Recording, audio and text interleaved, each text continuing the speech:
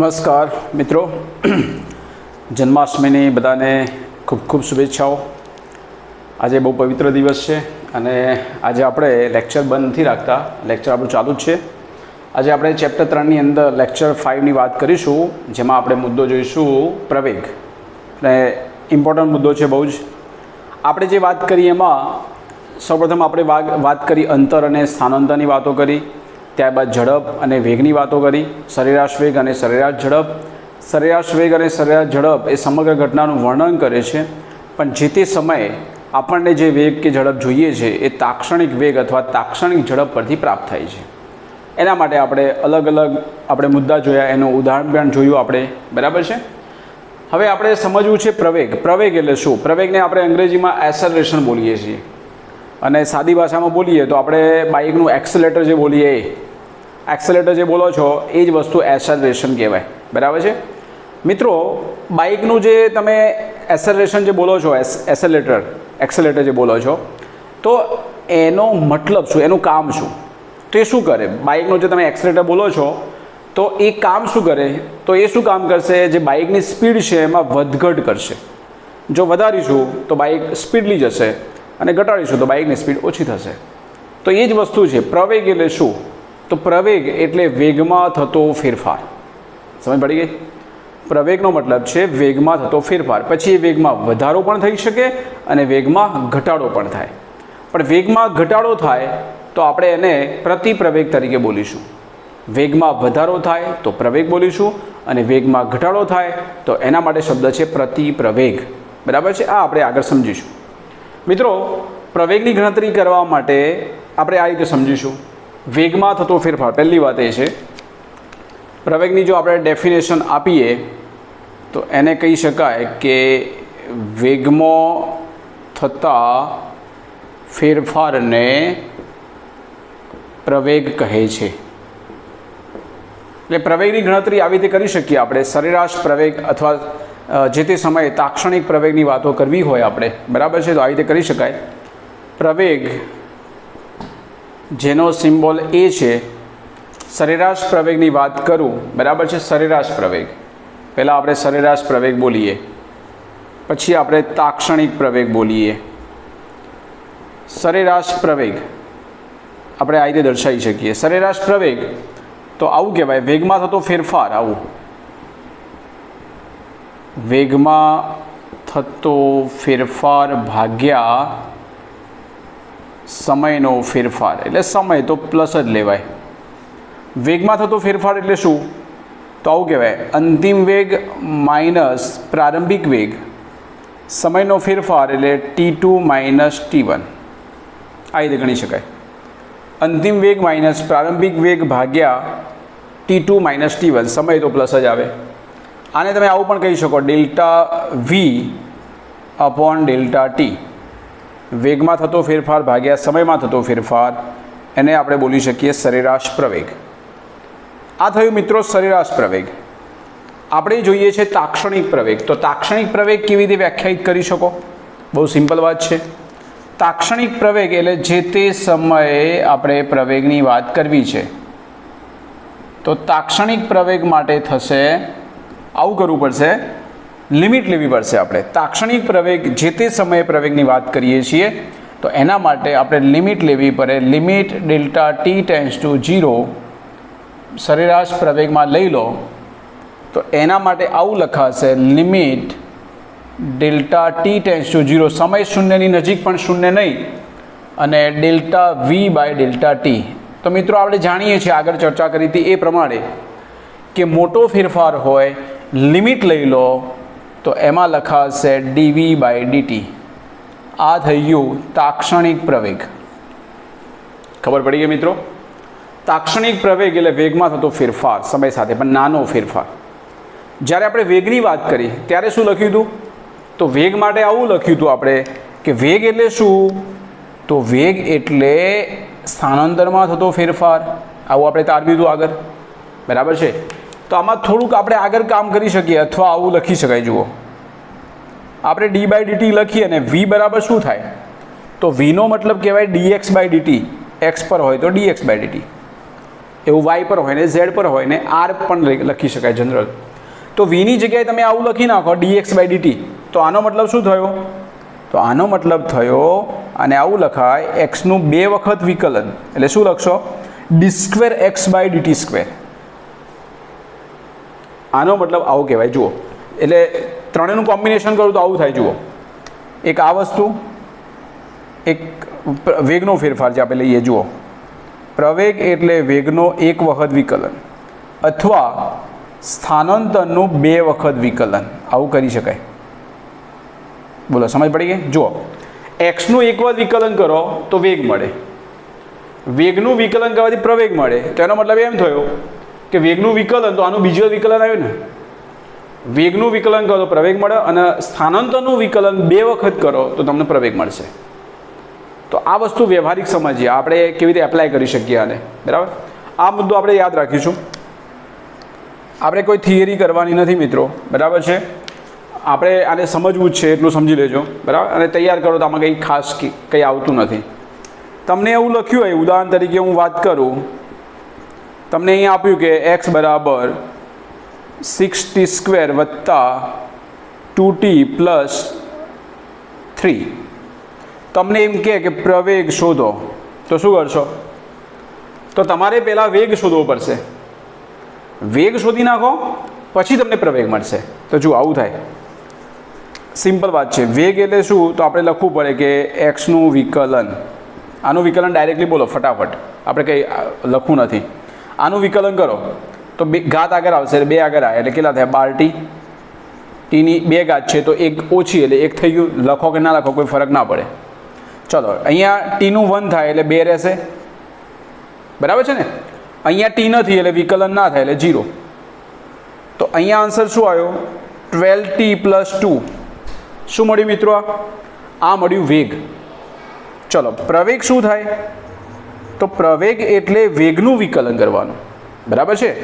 તો વેગનું વિકલન એટલે વેગ શું છે? 12t વત્તા 2. તો અહીંયા ટીનું શું થાય? તો ટીનું 1, તો અહીંયા રહેશે 12, અને 2 જેની અંદર ટી નથી એટલે એનું વિકલન ન થાય એટલે 0. તો અહીંયા આન્સર મળ્યો 12. પ્રવેગનો એકમ મીટર પર સેકન્ડ સ્ક્વેર, અને વેગનો એકમ થાય મીટર પર સેકન્ડ. બરાબર છે. આ રીતે આપણે ગણી શકીએ પ્રવેગ. પ્રવેગની વાત કરી મિત્રો આપણે.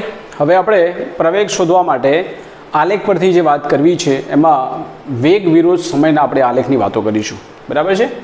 એટલે આપણો નેક્સ્ટ મુદ્દો છે વેગ વી વિરુદ્ધ સમય ટીના આલેખ. એના પરથી આપણે પ્રવેગ કેવી રીતે શોધી શકીએ એની આપણે ચર્ચા કરીશું. બરાબર છે. ચલો, ફર્સ્ટ આપણે લઈએ. આપણે આલેખ કંઈક આવો વિચારીએ. આ એક આલેખ છે જેમાં વેગ વી વિરુદ્ધ સમય ટી છે. આ 0. અહીંયા સમજી લો કે 1 second, 2 second, 3 second, 4 second, 5 second. અહીંયા દાખલા તરીકે જે આલેખ તમને પ્રાપ્ત થાય છે એ આવો છે. આ રીતે આલેખ જાય છે.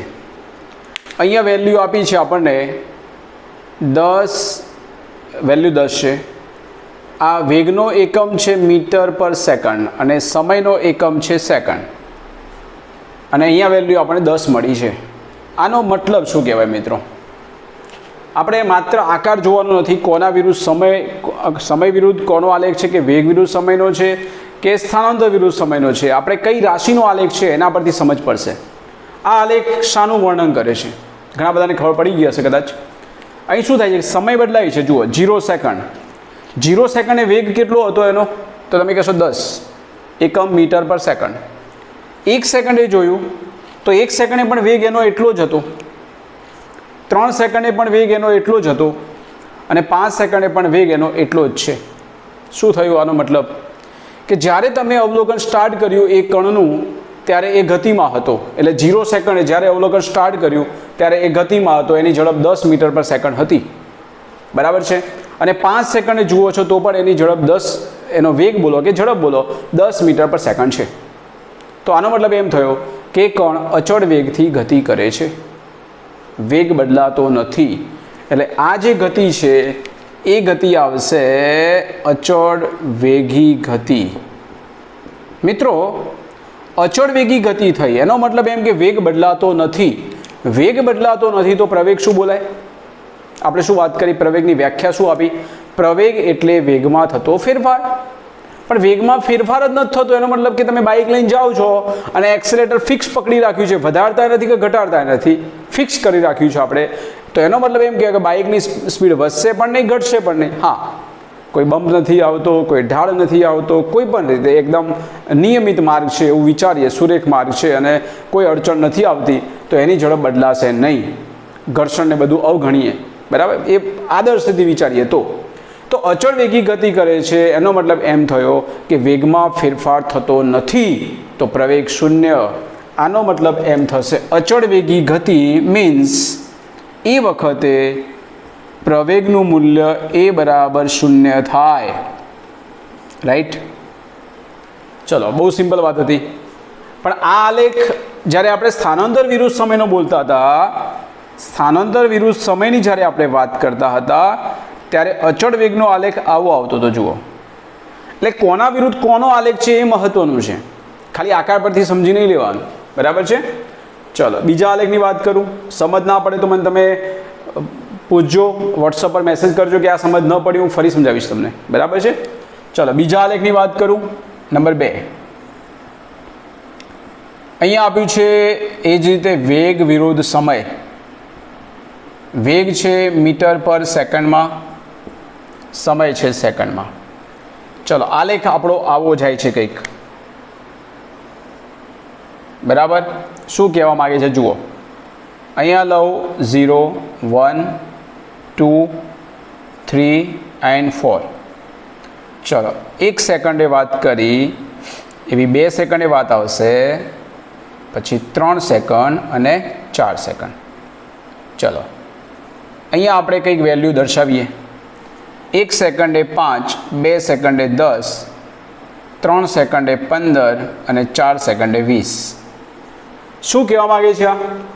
તમે જ્યારે અવલોકન સ્ટાર્ટ કર્યું 0 સેકન્ડે તો કણ અહીંયા હતો, એનો વેગ 0 હતો.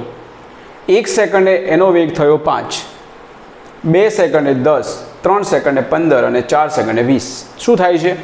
પ્રતિ સેકન્ડે વેગમાં ફેરફાર નિયમિત થાય છે, બરાબર છે?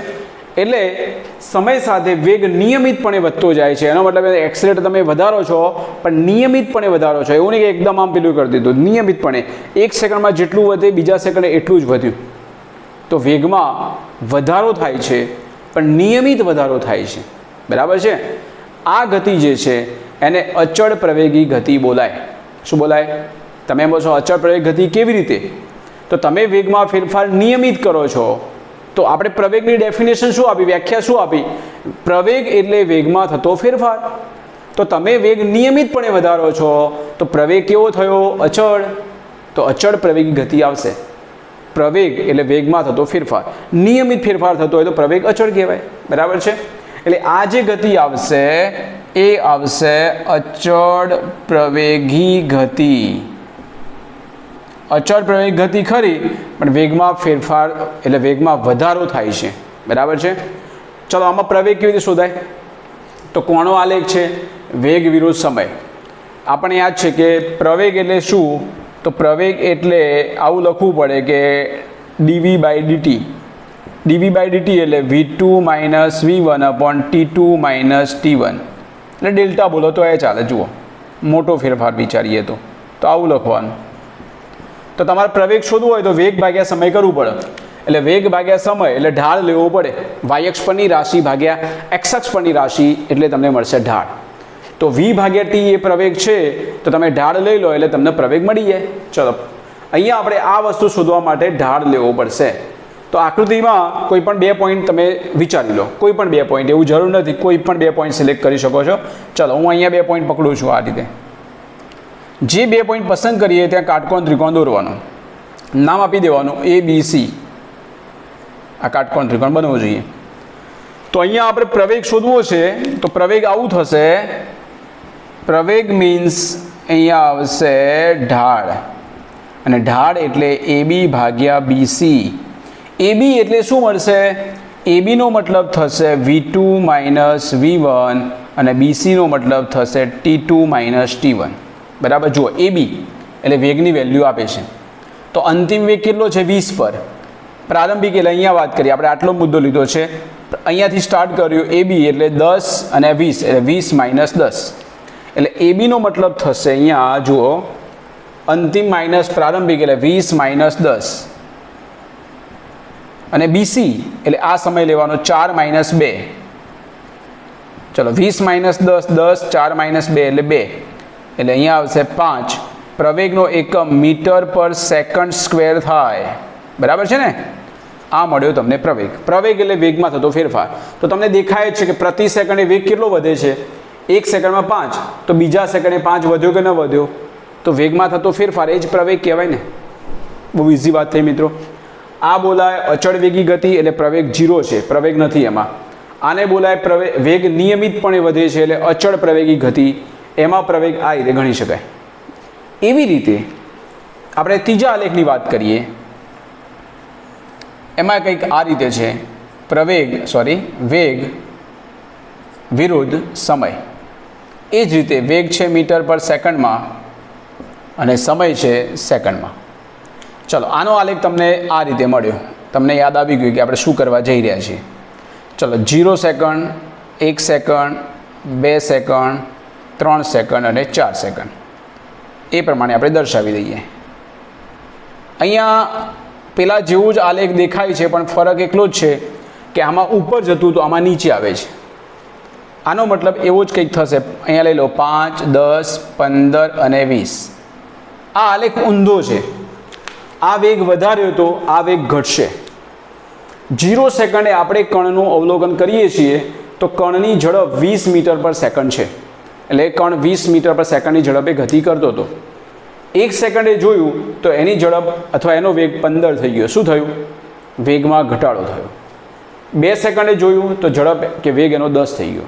આનો મતલબ એમ થયો તમે વ્હીકલ લઈને જતા હો તો જ્યારે અવલોકન સ્ટાર્ટ કર્યું પછી તમે બ્રેક મારી 4 સેકન્ડે જુઓ તો 4 સેકન્ડે એનો વેગ 0 થઈ ગયો. શું થઈ ગયું? સ્ટોપ થઈ ગયું.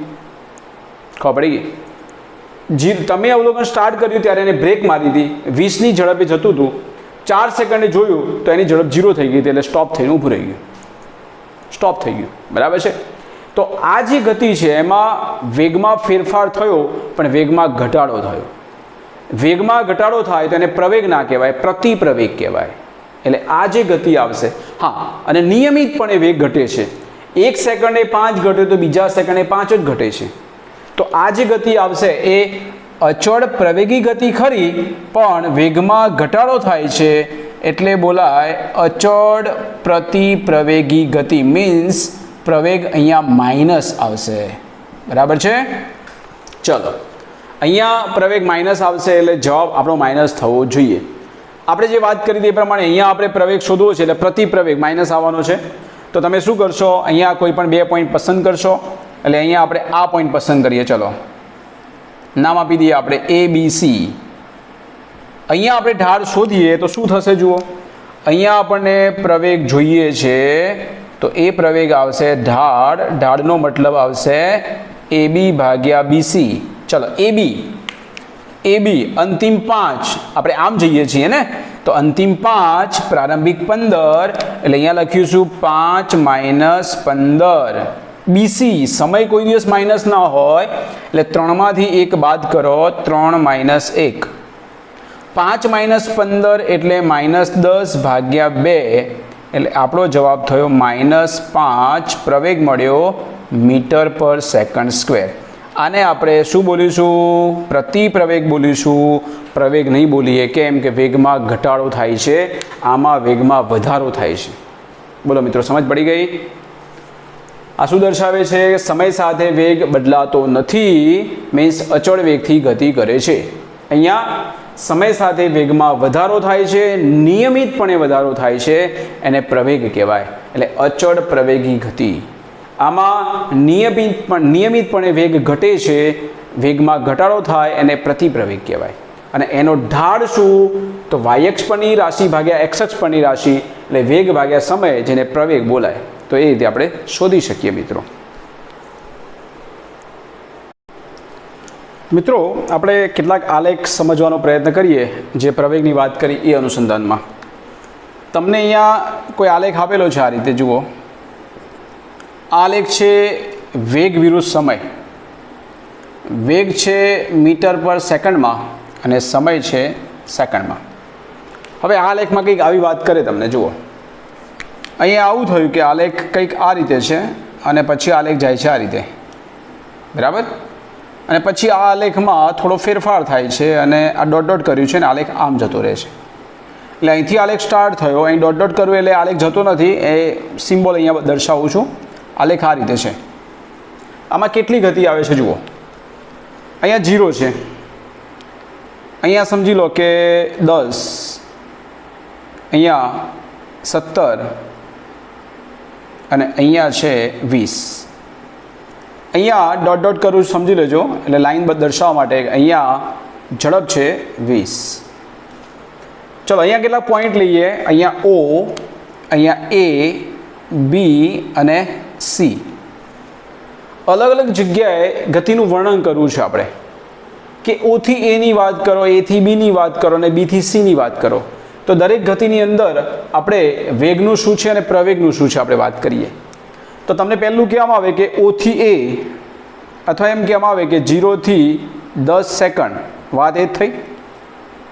0 થી 10 સેકન્ડ એટલે O થી A. 0 થી 10 સેકન્ડમાં પ્રવેગ શું થાય? તો અહીં તમે જુઓ કે 0 થી 10 સેકન્ડમાં વેગમાં વધારો થાય છે, એટલે પ્રવેગ અહીંયા ધન આવશે.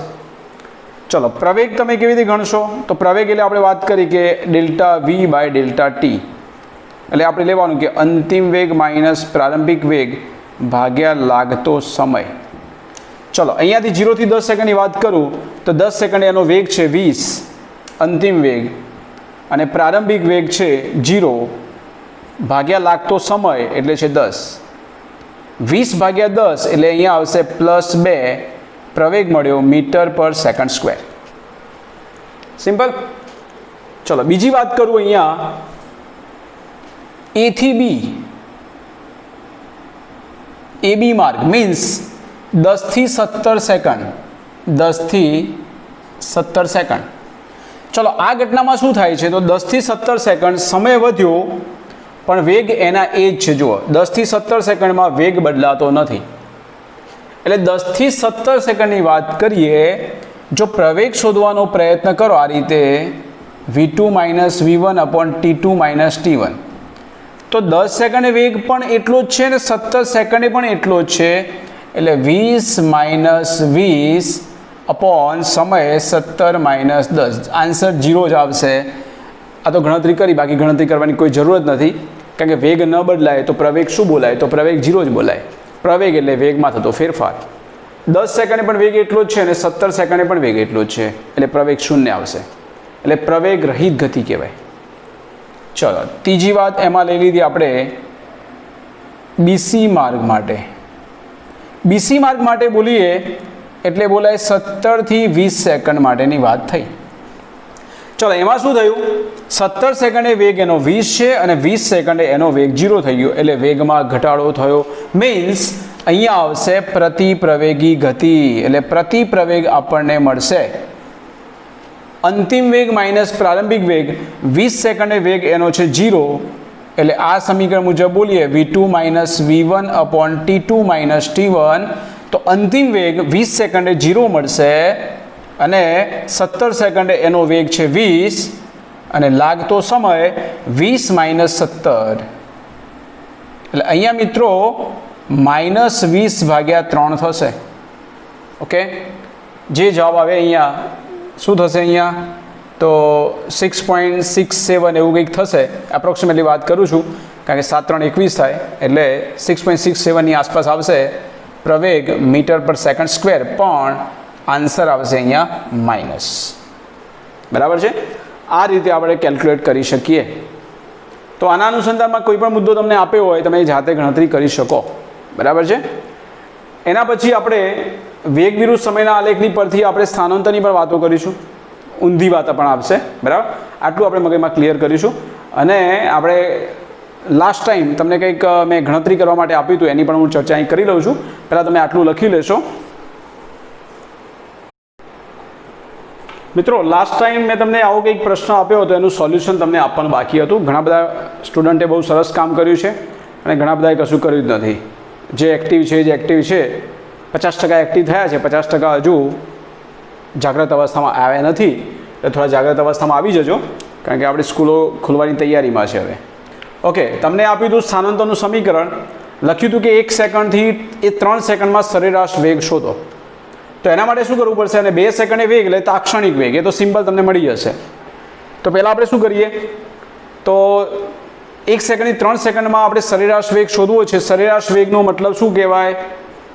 તો સરેરાશ વેગ એટલે અંતિમ સ્થાન માઇનસ પ્રારંભિક સ્થાન ભાગ્યા લાગતો સમય, આવું કામ થાય. તો તમારે પ્રારંભિક સ્થાન અને અંતિમ સ્થાન શોધવું પડે. t બરાબર 1 સેકન્ડ બોલું આની અંદર સમીકરણ 1માં, t બરાબર 1 સેકન્ડ સમીકરણ 1માં લેતો તો એ તમને પ્રારંભિક સ્થાન મળશે. અહીંયા t બરાબર 1 મૂકી દો.